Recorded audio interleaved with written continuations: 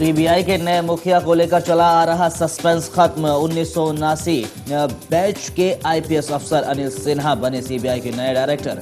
नए CBI chief का 2 साल का होगा कार्यकाल।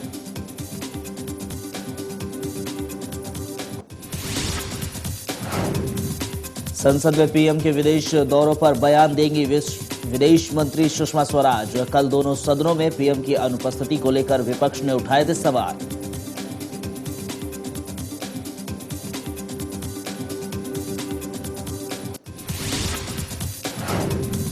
काले धन पर सुप्रीम कोर्ट में अहम सुनवाई आज। एसआईटी बताएगी अब तक काले धन कुबेरों के खिलाफ क्या हुई कार्रवाई।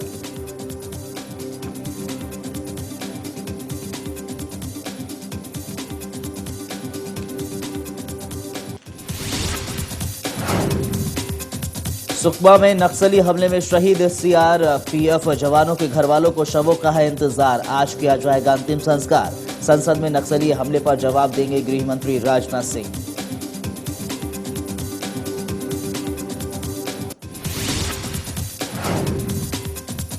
मोदी की राह पर चल पड़े अरविंद केजरीवाल। एफएम रेडियो पर आज करेंगे मन की बात। जनता के सवालों का भी देंगे जवाब।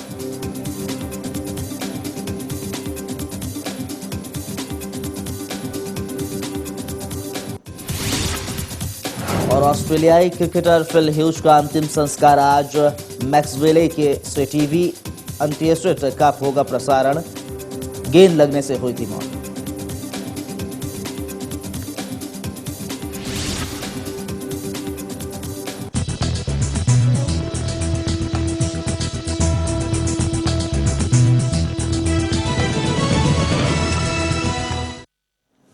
नमस्कार, मैं हूं अब्दुल और आप देख रहे हैं सुप्रभात भारत। एक बार फिर हाजिर हूं सुर्खियां लेके, खबरों की वो सुर्खियां जो अलग अलग अखबारों में जिनको प्रमुखता दी गई है उनसे आप तक रूबरू कराने के लिए। और उनको रूबरू कराएंगे हमारे सहयोगी राम और नीरू जो आ चुके हैं स्टूडियो में। वेरी वेरी गुड मॉर्निंग दोनों। गुड मॉर्निंग राम, सबसे पहले हमें बताइए और हमारे दर्शकों को बताइए कि कौन सी वो खबरें हैं आज जिन पर हम नजर रखने वाले हैं। जी अब्दुल, सबसे पहले आज हम बात करेंगे कल जो दूसरे चरण के विधानसभा चुनाव हुए झारखंड और जेएंडके में जो बम्पर वोटिंग हुई उसके बारे में। फिर हम बात करेंगे 2 बहादुर बहनों के बारे में आए फिर से एक नए मोड़ की। और फिर बात करेंगे साध्वी निरंजना के बयान को लेकर उठे बवाल की। फिर बात होगी कांग्रेस के युवा नेता राहुल गांधी की।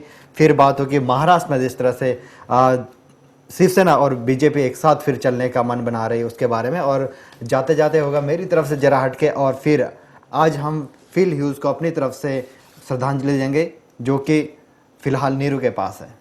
बिल्कुल, हम फिल ह्यूज को भी श्रद्धांजलि देंगे, लेकिन उससे पहले जो खबर है सबसे बड़ी उस पर नज़र डालते हैं। और सबसे बड़ी खबर आज जो दिख रही है वो कल झारखंड और जम्मू कश्मीर में दूसरे चरण के लिए मतदान हुआ। मतदान क्या हुआ, बम्पर वोटिंग देखने को मिली जम्मू कश्मीर और झारखंड दोनों में ही। एक जगह जहां हम बात करें 71% तकरीबन वोटिंग हुई, तो वहीं झारखंड में 65% वोटिंग देखने को मिली। नक्सली प्रभावित एरियाज थे, उसके बावजूद उसके इतनी भारी तादाद में वोटिंग देखने को मिली है। एक रिकॉर्ड तोड़ मतदान।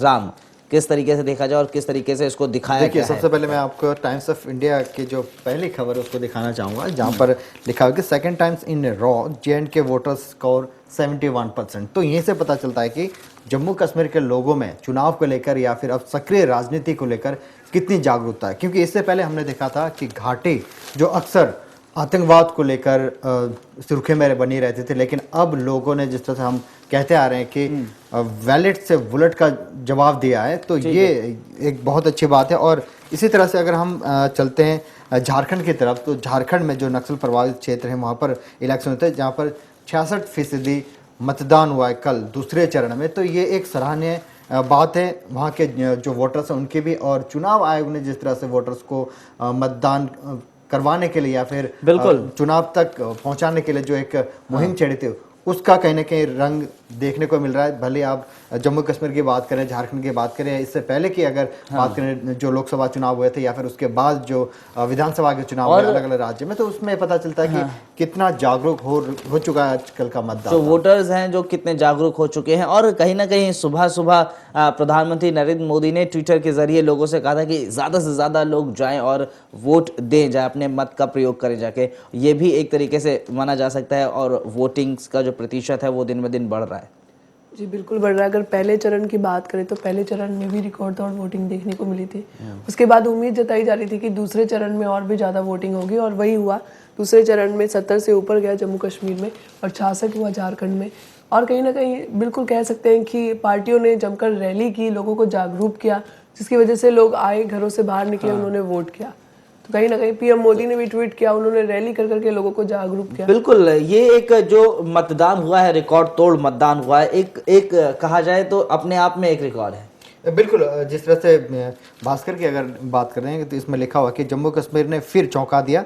दूसरे चरण में भी वोटिंग का आंकड़ा 71% पार हो गया और आतंकवाद के दौर से पहले इन 1987 में 74.88% वोटिंग हुई थी। उसके बाद जो वोटिंग परसेंटेज था वो हर साल गिर रहा था, और उसके बाद यानी कि अभी 2014 का जो विधानसभा चुनाव है उसमें देखने को मिल रहा है जब 71 के लगभग वोटिंग हो रही है, क्योंकि ये दूसरे चरण का मतदान है।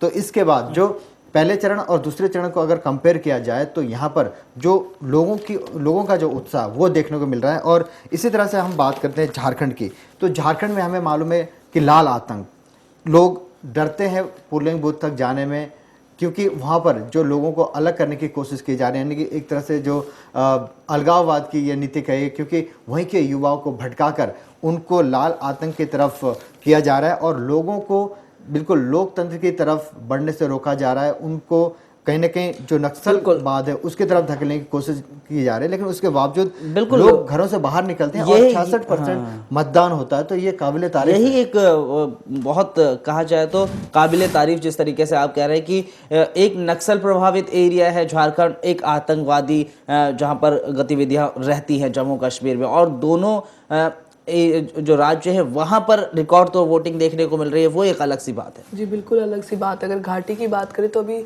हमला भी हुआ था कल, कुपवाड़ा में जो है फायरिंग भी हुई थी। उससे पहले अरनिया में भी फायरिंग हुई थी। लगातार फायरिंग के बीच भी अगर लोग अपने घरों से बाहर आकर वोटिंग कर रहे हैं तो यह आतंक को मुंह तोड़ जवाब है, जो हम पहले भी कह चुके हैं कि पहले चरण में भी लोगों ने आतंक को मुंह तोड़ जवाब दिया था। उसके बाद गतिविधियां जो है बड़ी आतंकी की, लेकिन लोगों ने उसको भी नकार दिया। लेकिन अगर हम वोट प्रतिशत की बात करें और उसके बाद पार्टीज की बात करें तो हर एक पार्टी सोच रही होगी कि इतना ज्यादा प्रतिशत हुआ है तो किसकी सत्ता, कौन सत्ता में आएगा या नहीं आएगा। जो वोटिंग परसेंटेज बढ़ा है, जो बड़े वोटिंग परसेंटेज कहीं ना कहीं जो मौजूदा स्थिति में जिनकी स्ट्रॉन्ग पोजीशन है जिन पार्टियों की, उनके लिए कहीं ना कहीं एक तरह से खतरे की घंटी है। क्योंकि हम जब बात करते हैं मोदी लहर की, तो क्योंकि हर जगह हमने देखा है कि मोदी साहब जहाँ जहाँ गए, उन्होंने जहाँ जहाँ पर रैलियाँ किए, वहाँ पर उनका इफेक्ट देखने को मिल रहा है। और जम्मू कश्मीर और झारखंड की अगर बात करते हैं तो चुनाव से ठीक पहले वहाँ पर उन्होंने रैलियाँ की थी, उसमें देखा था कि लाखों की संख्या में, हजारों की संख्या में लोग वहाँ पर आए थे।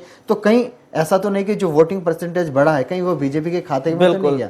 ये जो वहाँ के रूलिंग पार्टी है उनके लिए कहीं ना कहीं वो सब यही सोच रहे होंगे कि आखिर ये प्रतिशत बढ़ा है तो कहीं मेरे पक्ष में आएगा या नहीं आएगा। वो एक बड़ी बात है, परसेंटेज बढ़ गया है, उसकी वजह से जो दल है उनके वजह जो हार्ट बीट है वो बढ़ चुकी होगी। चलिए, बिल्कुल हार्ट बीट बढ़ चुकी होगी। बहरहाल इस खबर को प्रमुखता से दिखाया गया है आज हर एक अखबार में, और उसके बाद जो खबर सामने दिख रही है मुझे हर एक अखबार में, वो खबर है दो बहनों की, रोहतक की जो दो बहनें थी जिन्होंने रोहतक बस, जो रोडवेज बस है उसमें कुछ मनचलों की पिटाई की थी। उसके बाद एक और कल वीडियो सामने आया उनका, वो एक पार्क में एक मनचले को पीट रही थी, और इस वीडियो के सामने आने के बाद कई सवाल भी उनके खिलाफ आए, यानी कि कई सवाल उठे इस वीडियो को रिगार्डिंग। लेकिन उस खबर को किस तरीके से आज अखबारों ने दिखाया है उसको राम बताएंगे। राम, वो किस, ये जो दो बहनों की खबर है किस तरीके से उसको दिखाया गया है? सबसे पहले बात करते हैं टाइम्स ऑफ इंडिया की, जहां पर आप देख सकते हैं कि second video of brave heart sister in action goes viral, ये।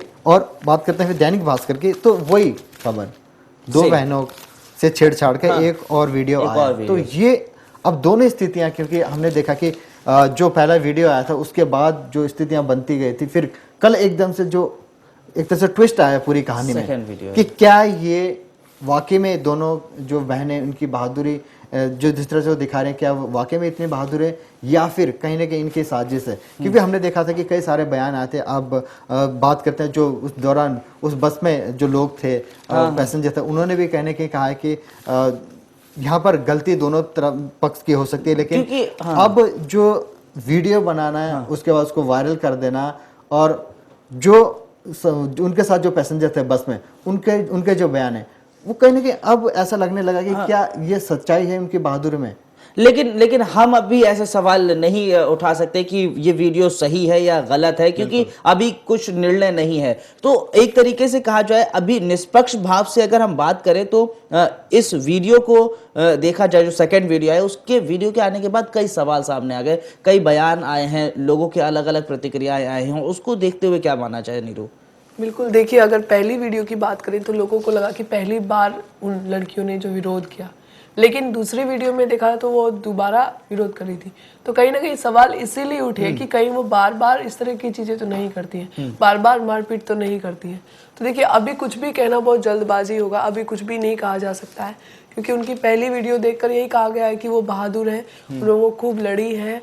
और अब हम अगर दूसरी वीडियो देखें तो कंपेयर किया जा रहा है दोनों को, और साथ ही साथ कोई रिजल्ट निकाला नहीं जा सकता, वो पूरी जांच के बाद ही पता लगेगा। बिल्कुल, वो तो अभी रिजल्ट कुछ नहीं निकाला जाए। बिल्कुल जिस तरह से भास्कर में दिया हुआ है कि ताज़ा वीडियो में ये कुछ क्या चीज़ें हैं ताज़ा वीडियो में कि पहले दोनों बहनें जो ब्लू कलर का शर्ट पहने जो युवक है उनको उसकी पिटाई करती हैं। उसके बाद ये भी कहा जाता है बुला उन्हें किसको बुलाना, इस तरह के जो दैनिक भास्कर में जो उनके बीच में जो बात हुई है उसके बारे में दिया हुआ है। और उसके बाद ये भी कहा गया है कि जो वीडियो बनाया गया उसमें जो तमाम जो लोग हैं जो युवा उनके पास में खड़े हैं वो कुछ नहीं कर रहे हैं, सिर्फ वो दो बहनें उस युवक को पीट रही हैं। और ये भी नहीं कि उसने छेड़खानी कहाँ से शुरू की, क्योंकि जो 28 सेकंड का जो वीडियो बनाया गया है उसमें छेड़खानी की बिल्कुल, उसमें सिर्फ जब ये पीट रही हैं तब से वो स्टार्टिंग है वीडियो। बिल्कुल, और जो 3 युवक थे बस में जिनके ऊपर आरोप लगा था, तो दैनिक भास्कर की जो खबर है उसमें लिखा हुआ है कि इधर तीनों युवकों के पक्ष में आई पंचायत। तो अब ये